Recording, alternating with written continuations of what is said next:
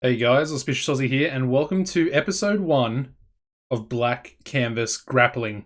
Now this is of course going to be my first series on TEW 2020, and I'm assuming it's probably going to be a very long-term series because I do have quite an affinity for BCG.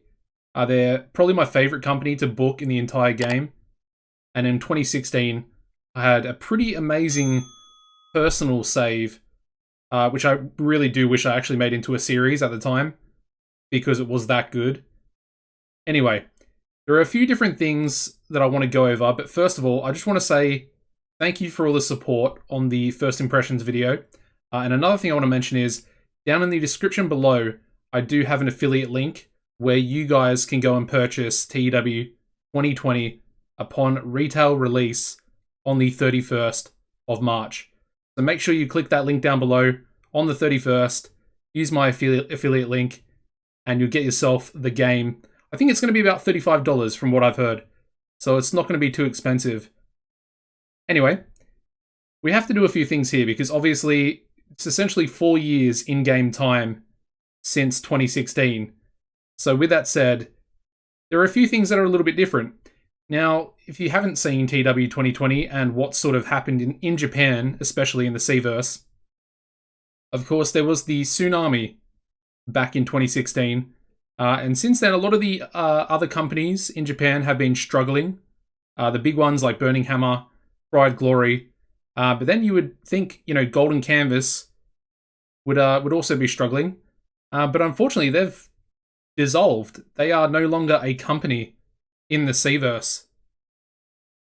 And as such, that leaves BCG with a pretty good position to make a decent rise up the ranks and to challenge those top two sort of national companies, if you will, in Japan. Anyway, we're not going to focus about that too much at the start of the series. We want to try and get our own stuff going and make sure that, our guys are performing to the best of their ability. Now, we do obviously have, it's a fairly similar roster. It's actually a bigger roster than you would start with on 2016. And that is because we have actually signed some of the Golden Canvas guys. But, we do also have a lot of the same members that, were either on touring contracts at the start of 2016. Guys like Animal Harker, Big Bruiser Finley, Giant Brody's there as well. We also have Marvel Malloy and Storm Spillane. So we have both of the American Cobras, which I really like. They're an amazing tag team. Going a bit further down, we've got guys like Suki here, who is from Golden Canvas, or he was from Golden Canvas. And it's also worth mentioning that we have pretty much all of our big stars. So what I want to do here is try and do a search. Obviously, I'm still getting used to everything. But what I want to do is, I really just don't like the pushes. There's no real pushes in 2020 from what I've seen so far. It's more just perception, which I'm not against. It could be an interesting sort of system based on popularity. But these are our major stars, which is essentially what you would call your main eventers, I would assume. So Bunraku Tori, now he's pretty amazing in his own right. As you can see from the stats here, arguably one of our best. I would say top 4, without a doubt. Machine Gun, Bunraku Tori. Really good Puro, really good brawling. Psychology a little bit on the low side there. But then you look at some of his other stats. Really good charisma, really good star quality. And basics, selling consistency, they're all up there. I would probably class him as maybe 3rd out of the sort of main eventers that we have.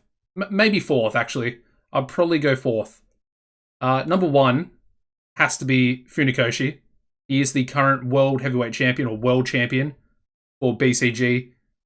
Similar sort of deal, except he's probably a little bit better than Tori. As you can see, Puro's it's a lot better, whereas his brawling's a little bit lower. But then you go down, he's got 82 psychology. He's also got 88 basics. He's got menace. He's also got star quality, so that's how we're going to use him. We're going to do menace angles. And of course, he is the world champion. I'm not too sure how long he's actually held the belt for. So that'll be something I want to look into pretty soon. Up next, we got another former Golden Canvas wrestler, and that is Furusawa. He's also very good. He's only 33. I kind of thought he would be a bit older when I first saw him. But he's also extremely good, as you can see. Definitely probably going to be feuding with Funakoshi. I'm not actually too sure what... I want to know what disposition he is. Do we even use faces and heels? I can't remember. Again, something I'll have to check. But 91 psychology, again, really good technically, really good brawling, and really good pyro, as you would sort of expect from our company. Going down a little bit, does have, the microphone ability, the entertainment stats to pull off a pretty good promo, and then he's also got 94 basics and 78 selling. Next guy we got is Reizan Okamoto, and this guy I think I want to make into our figurehead. Basically our ace of BCG. He's only 28, and I feel like he has the potential, along with the star quality, he's got 93 star quality there, to definitely be, I would say, like the Shawn Michaels of our company. Super talented in the ring, can sell, can pretty much do everything, really. Kind of an all-rounder, and you can see that in his sort of wrestling stats there. Obviously, he got really good brawling, really good pyro. But if you look at all the other stats, they're all relatively high. They're all around that 60 mark, obviously apart from hardcore. But he looks really, really good. Good charisma, not great on the microphone, but still pretty passable. 80 basics there as well, 97 selling. Now that's what I mean by, the next Shawn Michaels, well, for our company anyway. Then we have Yoshifusa Maeda, which is he's the owner of BCG, and he is also, of course, my playable character that I'm using in the game. I'm assuming he's the road agent. I'm not even sure if there is such a thing as road agents anymore. Well, it does say road agent there. So there we go. Okay, so you can actually... Okay, I've never actually been into this screen before. Okay, well that's interesting. Okay. Up next, let's go a little bit further down. I don't want to go through too many people or make this episode too long. But let's have a look at our stars. Now, of course, these two guys, stalwarts for BCG. We've got Blaster Coma, who isn't great, but he's also not too bad. He's probably a solid upper mid-carder if we were going by 2016 sort of pushes. Very solid. Just a good backbone to have in that sort of upper main event level. And then finally we have Rokumon Matsushita, who has he had a lot of potential, but unfortunately his stamina is really low, only at a 50. So he really can't be putting on matches that are like 8 minutes. I think 8 minutes long is probably the maximum you can give him. Which is, it's unfortunate, but at the same time, he's probably never really going to become a main eventer anyway. Probably a good sort of second man in a stable, I would say. He is, 6'7", 375 pounds, so I feel like he would actually be, a good maybe bodyguard type guy. Let's go down to well-known stars, and then I think I want to have a look at a few of the younger prospects on the roster. But here we've got Big Bruiser Finley O'Faraday. A lot of you guys, if you know the Seaverse, will be pretty familiar with him. Of course, he left for Japan from the US, and he's done pretty well for himself. As you can see, 47 popularity there. Really good brawling, pyro, hardcore. And then good psychology, good basics, and of course, good menace. 91 selling. 91 selling is pretty incredible for a big man. And of course, he is, as you can see, 300 pounds. We then have Giant Brody, who I would say is less good compared to Finley or Big Bruiser. But, he's got better menace, better star quality, so there's a few upsides to him. Again, he'll probably be sort of a second man bodyguard type deal. I'm going to try and implement some stables because that is one of the features that has been updated. We then got Yoshizawa, who is one half of our tag team champions, alongside Noritishi Miura. So, you know, they're pretty good. They're tag team specialists, so, you know, it's good to have them. We then got Shiga, who is a retired wrestler now, also a road agent. Don't really see the point in having too many road agents. He does have 90 psychology, and of course, high respect, reputation, experience, and all that type of stuff. Also, 100 A-star basics. I know I said A-star. I wish we still had the star grades. Anyway. Alright, so we went over Miura. Let's go to Suki. Well, we kind of went over Suki, but he's probably another guy that's going to be very easy to push up into that sort of main event level. And of course, like I said, he is one of the former Golden Canvas guys. He was actually being positioned as the ace of Golden Canvas. We then have, you know, really good psychology on him. Again, really good basics. So he's going to be a guy that we definitely push up into that main event level. We then got Tanyu Toshisai. Now, he was I think he started as the Midcard champion, the Challenger Series champion back on 2016. I mean, it looks like he's improved as well. Now 30 years old. I think he was, I guess he was 26 back in 2016. So he definitely looks like he's improved. Really good star quality on him. He might be another guy that we try and push up into that main event level. Usually at the start of 2016, he would actually be snapped up really quickly by Golden Canvas alongside Okamoto. So good that we're, you know, hopefully going to keep these guys. Although I guess we do have to be wary of exclusive written contracts from Burning Hammer and Pride Glory. And then finally, the last well-known star is Yoshinaka Taku, who is now 28 years old. Of course, his father, I believe, is still on the roster and is still an active wrestler at like 50-something years old. But he's also looking really good. Definitely improved. Got the star quality, got the basics, got the psychology there. Actually, no, he doesn't have the psychology. Only a 54. That's interesting, but again, he is a little bit younger. But you would sort of think that his father's psychology might rub off on him. Anyway, either way, still really good. He's going to be obviously in the tag team division, at least for the first year or two, alongside his father. But let's not really talk about that too much.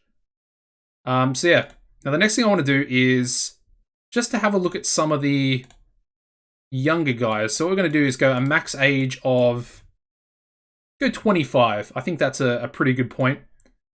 And here we go. We've got some youth prospects here that we will have a look at, and we'll, you know, sort of see if we will be able to make them into stars, or at least push them up into the mid-card as the series does progress.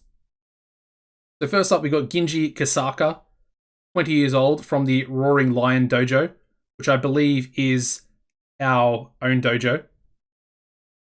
And he looks relatively good. Only 20 years old, 55 psychology already. Does have low star quality, so that could be a bit of an issue. But just based on his sort of performance abilities that you would class as former performance abilities from 2016, I think he looks pretty good. He's also got a good enough brawling and puro skill to probably get himself over. Of course, he is a young lion, and that is something that we sort of must abide by.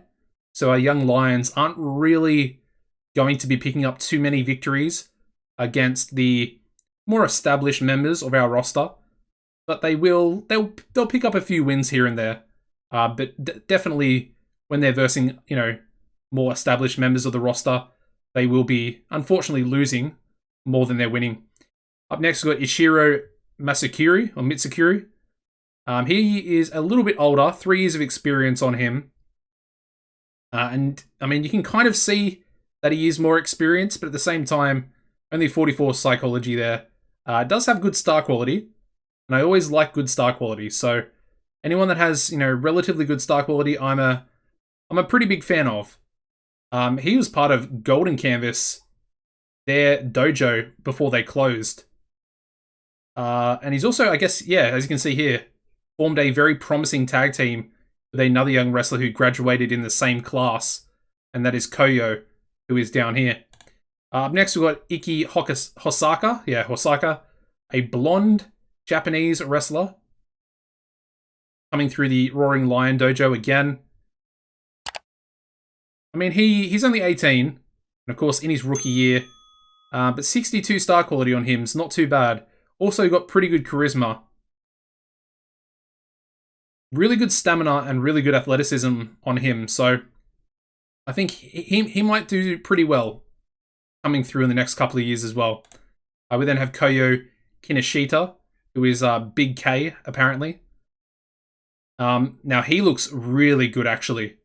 Really good charisma, really good star quality, and really good menace, which means we'll be able to get him over very, very easily. He is, of course, a part of a tag team. I think we can look at the tag team somewhere, can't we? Yeah, we can somewhere, but I've completely forgotten where it is.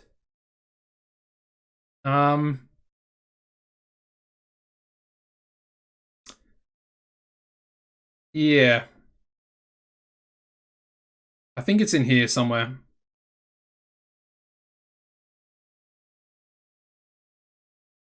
Yeah, there we go, personal. Alright, their tag team doesn't have a name. It's just Mitsukuri and Kinoshita.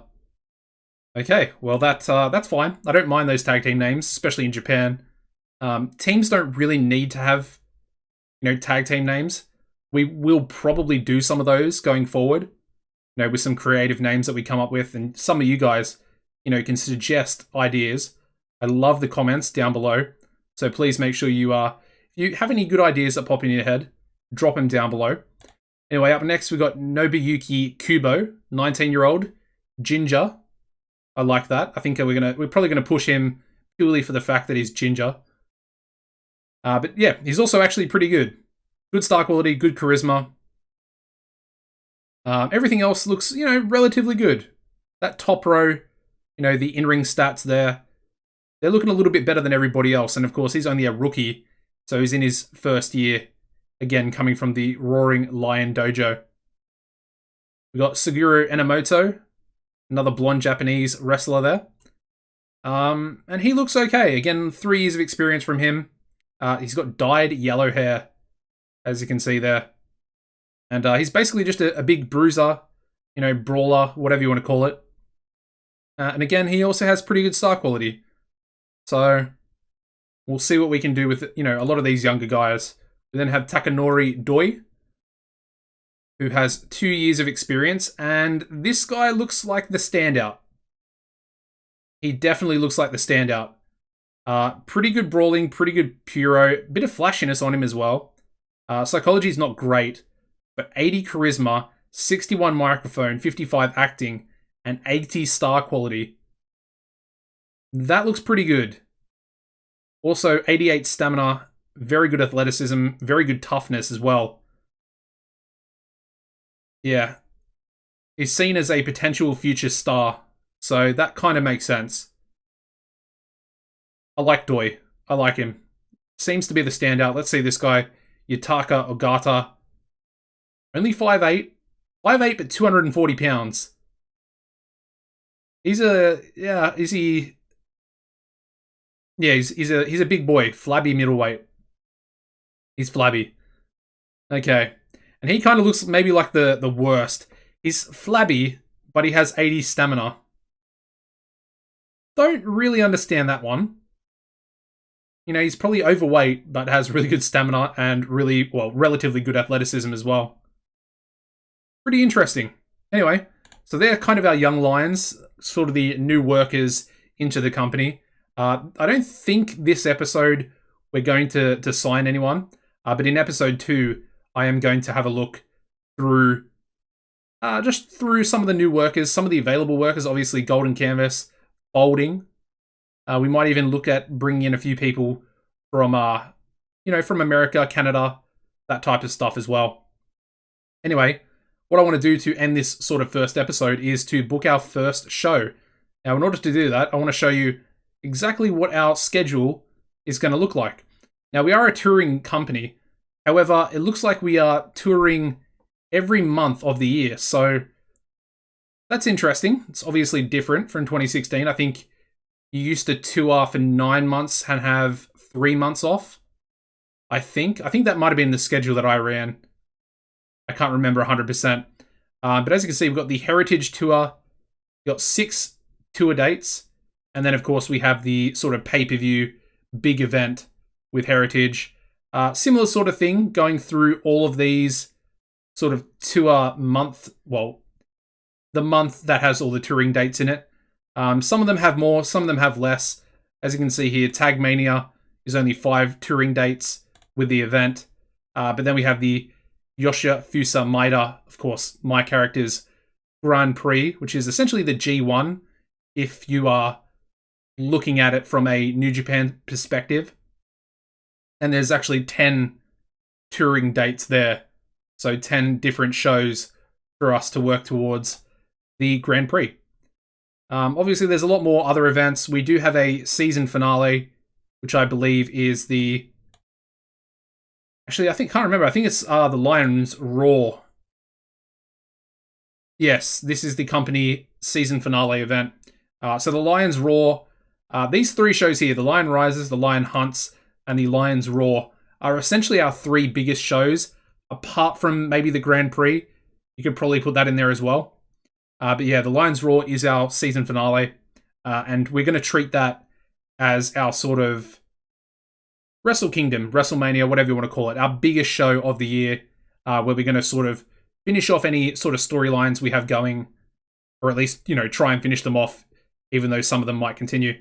Anyway, that's the events. We are going to book 1 tour show, which is in 2 days. We'll get into that in a second. However, we do have some penalties for our production values here. We look at rival levels. So we're currently losing out to WLW and then EX 2010. Now, EX 2010 are essentially our closest rivals at the moment, but they have a lot of money. So they're pretty well off financially. And of course, we kind of aren't. Now, if we also have a look here, we do have some broadcasting deals. If I find it here, there's so many buttons here. Kind of freaks me out a little bit. As you can see, we do have some deals. We have All Japan TV, which is for our tour dates. So pretty much every touring episode, the highlights will be shown on this broadcaster, which is very small all throughout Japan, which I think is relatively good. And as you can see, we get 30% of the revenue generated that comes to us. And of course, they have exclusive rights across Japan. The other thing is we have Shogun TV, which is a small channel in Japan. And as you can see, they're highly pro wrestling, so that's a bit of a benefit. And they're a commercial, channel as well. So they're both commercial channels. So we will be getting, revenue from that. And as you can see, this is just purely for events. It's small, which is actually better than our All Japan TV, tour highlights. And as you can see, again, we get 30% of the revenue, and they have the exclusive events rights across Japan. So there we go. We might actually even look into making our own broadcaster at some stage. I did have some comments on my first impression video, and it kind of looks like the, broadcasters or personal broadcasters are a little bit broken. They look a little bit overpowered with, a 000 company that opened a broadcaster was able to make like 12,000 per show with pretty much zero popularity. So that seems a little bit broken to me.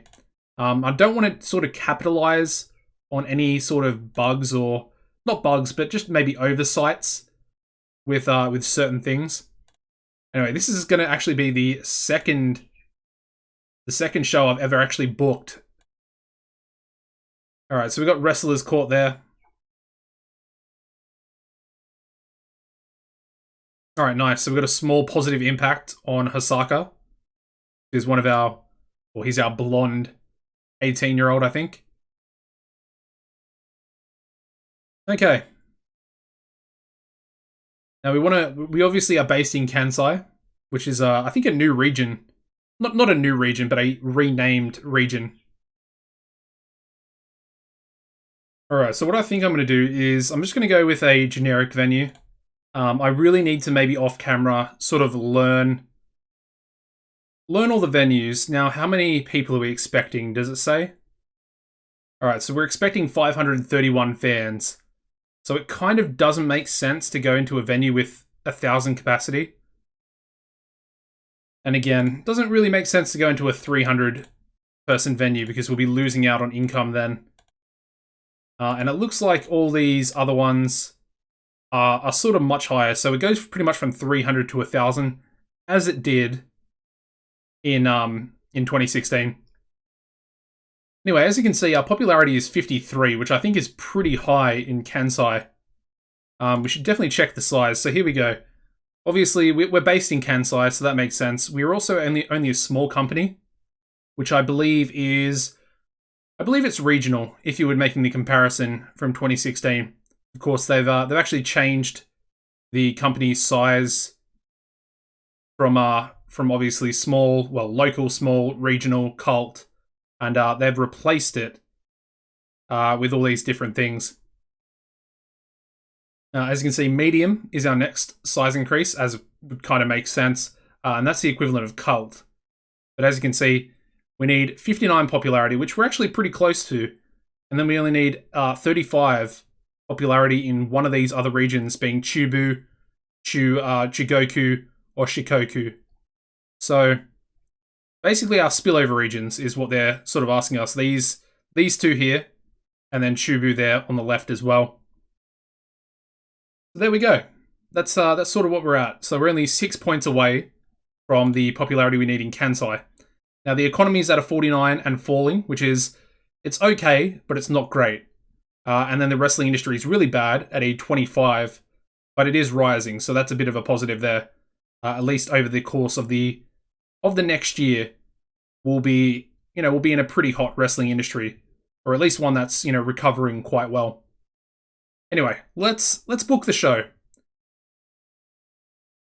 Now, the real question is, where do we start? And what... Well, I mean, we should have a look at storylines. We have absolutely no storylines, nor are we required to run any. So that's interesting. Anyway, I'm going to try and book, at least this first show, how I used to try and book my BCG personal save that I had. Okay, and what we're going to start off with, well, what I want to start off with, I guess these buttons up here are going to be quite useful. So let's go with some of the lower guys. Actually, let's go well known. And I want to have, well, this is probably going to be our first stable. And it's going to be, I'm not exactly sure on the name of the stable, but it's going to be Animal Haka, Big Bruiser Finley, and then Giant Brody in there as well. So these three, they're kind of like the imports. I might actually even call them imports. Something like that. Something with a bit of an outside, maybe the outsiders, but then again, that's kind of just copying Kevin Nash and Scott Hall. Although that kind of does make sense because all three of these guys are big men. And they probably have a similar sort of style to those two in real life. Anyway, they're going to be taking on some of our jobber boys. I don't really want to call them jobber boys. Let's call them what they are. They're young lions. And they're going to hopefully come up in the next few years.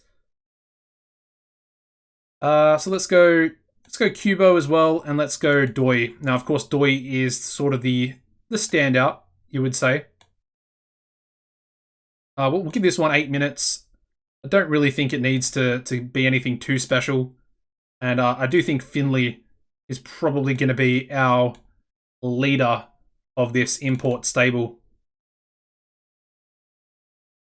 There we go. That's well booked, I think.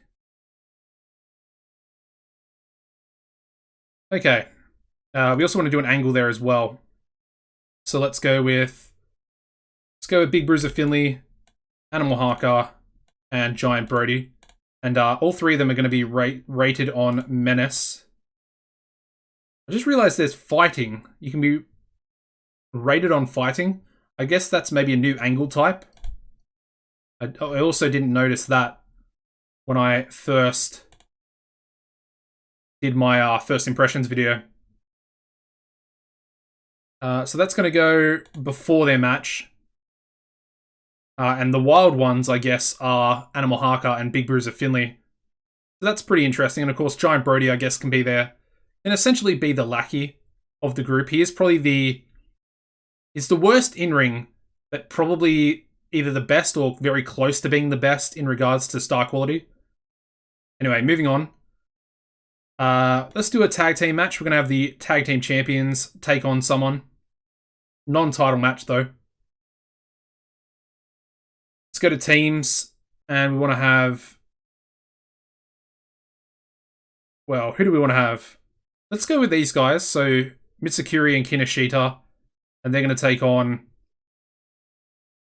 Yeah, Miura. I think, yeah, we'll do that. So as you can see, their experience is 100. Actually, let's go Team Taku to take on them. So let's go Mitsukuri and Kinoshita taking on Team Taku. And I think we'll do this to begin with. Obviously, Toshinobu is Yoshinaka's father. And I think he's going to be more based around bringing up the young lions, as he has sort of done with his own son. Okay, so that's going to be open, script, and decisive as well.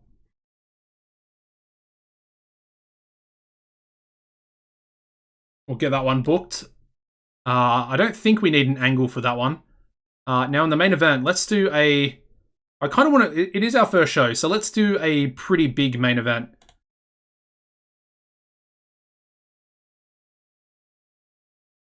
Now, I think I want to do Funakoshi and maybe Blaster Coma. Let's go for a solid main event.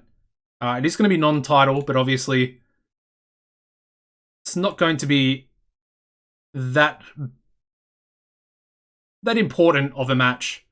We are actually going to give Blaster Coma his own stable as well at some stage. And I mean, it's a pretty obvious stable name for him. It's just going to be called Blast. And he's going to go on a bit of a recruiting job over the next sort of couple of months. Just want to look at his stamina. So he's actually got really good stamina. So let's go for 20 minutes. Seems pretty long, but again, you know, it is our first show in charge. So I want to make it, or at least have a pretty good main event.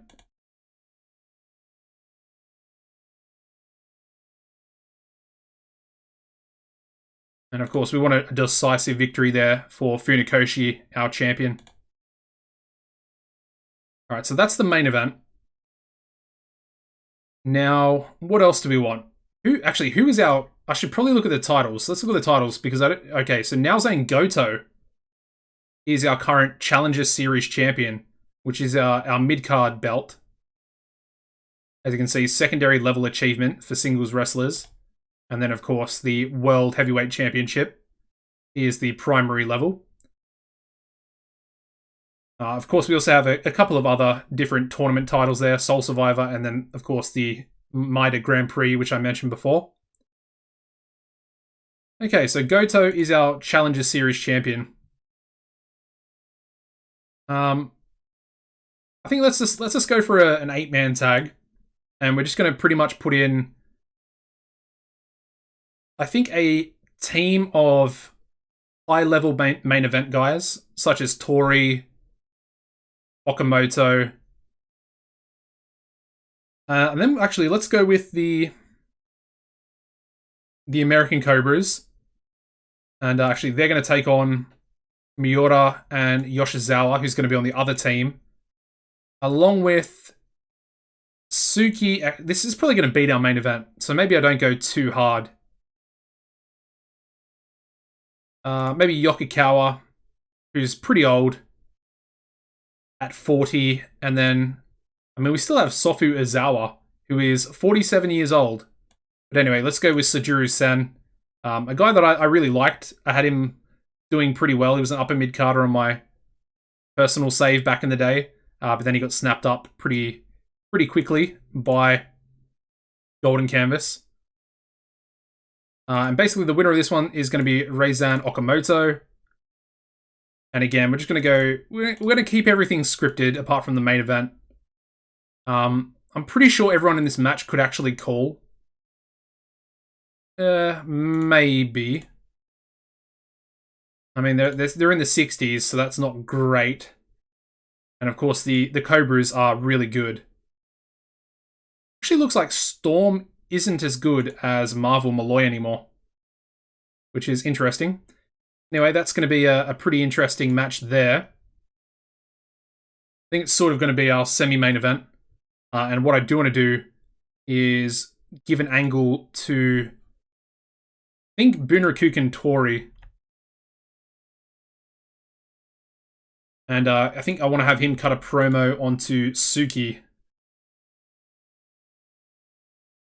who I do want on screen. So it's going to be a bit of a call out after the match, or before the match. Let's maybe go before the match.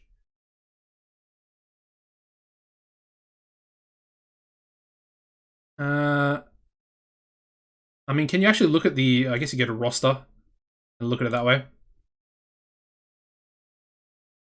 So Tori, I mean, he can kind of speak on the mic, but let's have a look at Suki. Suki is actually a lot better. So maybe we actually have Suki... Yeah, let's do it this way. Have Suki cut the angle on Bunraku Tori prior to his match. That makes a little more sense. And this is going to be our first sort of storyline going forward into the Heritage event. Alright, so I like that. I'm not sure if 5 minutes is too long, but I guess we'll find out. We also want one more angle, just for Funakoshi, just a menace angle by himself. And then let's see how much time we actually have left. Alright, so we do need more matches. In that case, let's do another Young Lions tag match at the start of the show. And let's have Sotomura and Ozawa. And they're going to team up against Ogata and Kisaka? Yeah, let's go with Kisaka. And again, just going to be 8 minutes. And as you'd expect, we'll give the victory to Sotomura. I might actually make this a tainted victory, because I do see Sotomura as sort of I would say like a cheating heel. Like he pretty much does whatever he wants to get a victory. And then Ozawa, I would see, is kind of the opposite. So, bit of an unlikely duo there.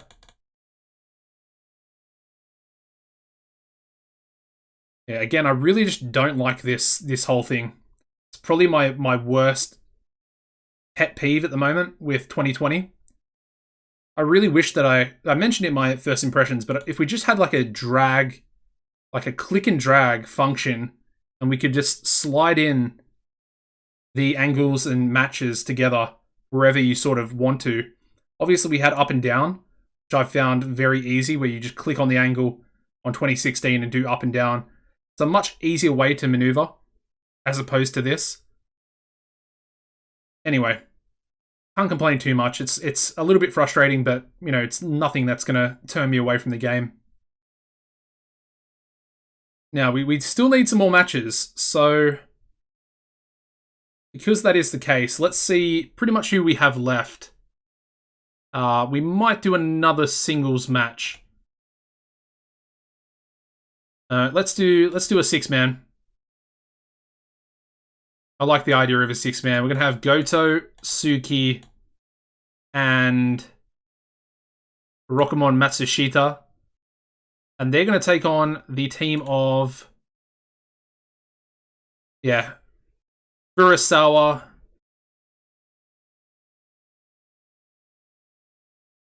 yeah, Toshisai, and oh man, Ipitsutsai is 47 years old. That surprises me.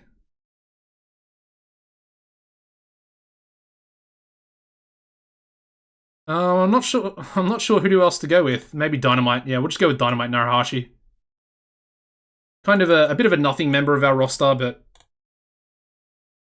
He's going to be on the winning team for this one. So we are going to give TEW the victory, and he's actually going to pin the champion, Goto, our Challenger Series champion.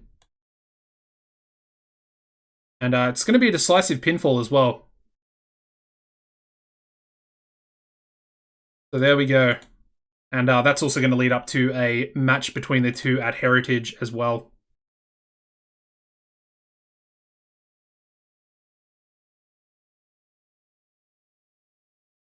And I think we'll put it up here. Yeah, right there. Sort of to begin the show. Alright, I think that actually looks pretty good. You know, we're looking for about an hour and a half.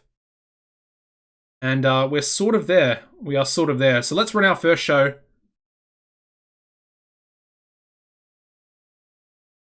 Okay, we have a potential issue. What is our booking analysis? Oh, okay.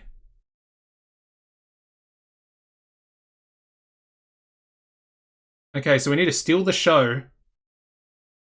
And we also need a technical masterclass.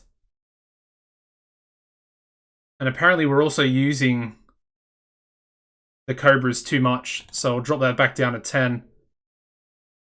And I guess we'll make this match the steal the show.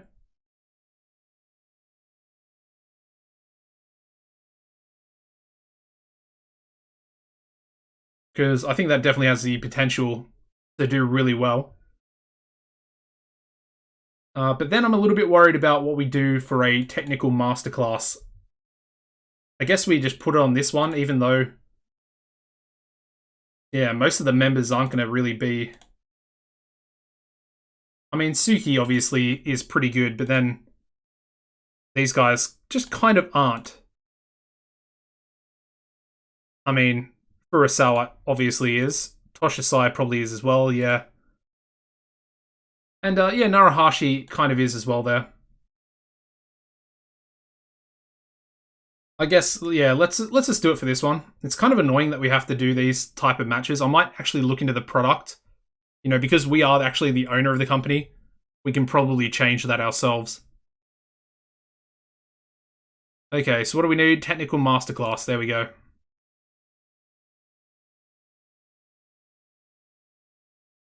Alright, there we go. We're good to go. Let's start the show. Obviously, those matches aren't going to do too well. And I guess, now that I think about it, a tainted ending is probably not the way to go for BCG. I should probably, you know, re-familiarize myself with their product. But I realize that they probably want decisive contests where there's a winner, clear winner. But yeah, 25 for our opening match here, where we have Roku Sotomura and Sofu Ozawa defeating Yutaka Agata and Ginji Kisaka in 7:38 when Roku Sotomura submitted Ogata with a twisted bow and arrow after blatantly cheating.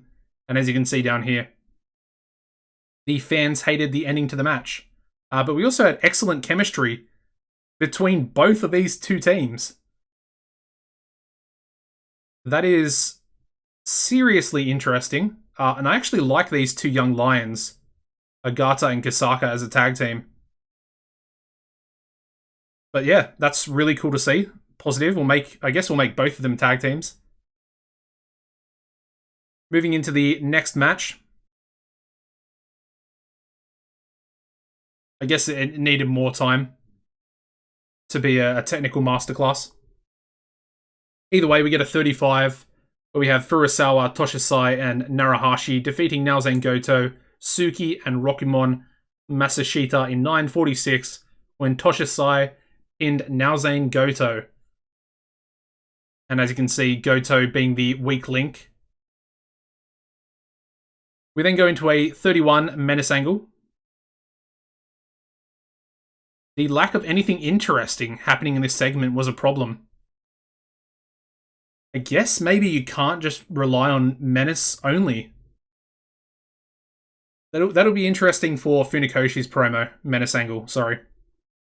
Anyway, 31 there for the imports. Their match does really well, getting a 48. We have Giant Brody and the Wild Ones defeating Hosaka, Kubo, and Takanori Doi in 7:36 when Big Bruiser Finlay pinned Hasaka with an atomic spinebuster. Yeah, it's a pretty good match, man. Really, really good match. Obviously, Finlay dominating.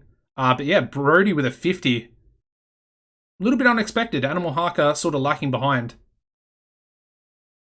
We then go into a 50 rated match where we have Team Taku defeating Misakuri and Kinoshita in 7:48 when Yoshinaka Taku pinned Misakuri with a full Nelson bomb. Yeah, just a really solid 50 there. And Yoshinaka Taku, as you can see, probably going to be an upper mid-carder in relation to our, the top order of our card, or of our roster. We then go into a 60 rated angle where we have Suki calling out Bunraku Kentori. So what I'm going to do is actually get that pre-booked in for Heritage. Unfortunately, I do have the pre-booking bonus turned off. I'm not sure how it's going to work. And if you guys know me, if you're not a new viewer, you know that I will probably mess up. Why can I not add the match? There we go.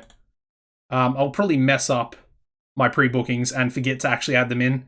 Even if I have a reminder, I would still probably forget. Anyway, we got Bunraku Kentori taking on Suki, and that's going to be a pretty good match. I wonder if that could be the technical masterclass. I think it probably could be for that show. We're actually going to pre-book in the time for it as well. I think we're going to give 20 minutes to that one, which I think is probably what it needs to actually be a technical masterclass. And I think I'm going to give Suki the victory if we're actually going to pre-book in our winner of the match already. Alright, so there we go. That looks pretty good. I do actually like this new pre-booking screen and the fact that you can actually book in things properly.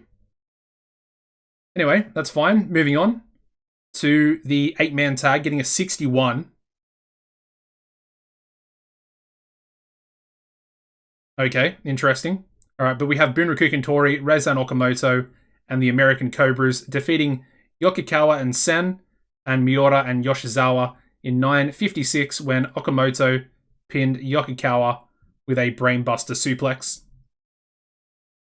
But as you can see down here, the match was too short for an important match in the eyes of our audience.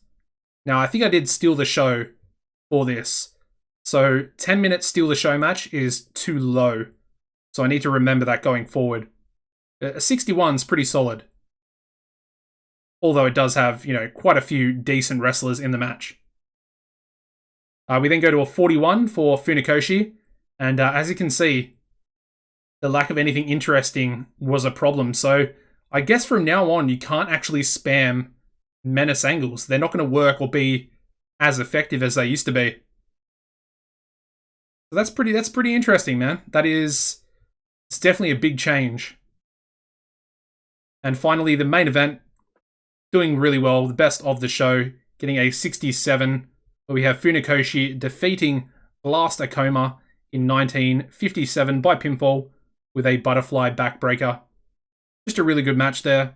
And like I said, Blast Akoma is going to have his own stable, and I really do see him as a sort of top, probably our best upper mid-card wrestler. But that's pretty much where he's going to stay. I don't really ever see him, unless he impresses me massively, I don't really ever see him getting to that top star level. Anyway, let's finish the show. We get a 47, which unfortunately is only going to increase our popularity in 3 regions. And it says here the fans were annoyed at the amount of non-wrestling segments that they had to sit through. We only had 3 angles on the show, so I guess maybe we go down to 2 angles. Interesting. Again, I probably need to check the product in a bit more detail. And then obviously we get a little bit of a penalty there for the lack of production quality. But yeah, there's our first show. We are going to wrap the episode up in a second here. But I just want to give you a reminder, guys. Make sure you smash a like on the video. Show your support for the series. might be my best ever series. Now, of course, we still have Road to Glory. At the moment, it is going to continue. But there's a possibility that it could end sort of any day now on 2016. And that is even without us actually completing the challenge. We need to go to National. And honestly, to go to National in Road to Glory, it's kind of just going to take us way too long. And obviously, I want to put a lot of focus into TEW 2020. And I guess you guys can probably see why. This is going to be an incredible series, and I'm really looking forward to it. So yeah, that's pretty much it for this episode, guys. Make sure you subscribed. Make sure you turn on the notification bell as well. I'm trying to get my notification subscribers up above 7.5%, which is where we're sitting at the moment. So if you could hit that bell, that'd be great. Also remember, 31st of March is the release of the full version of TEW 2020, and you can use my link below to go and purchase the game for yourself. It will be the first link in the description. Apart from that, guys, as always, take it easy and goodbye.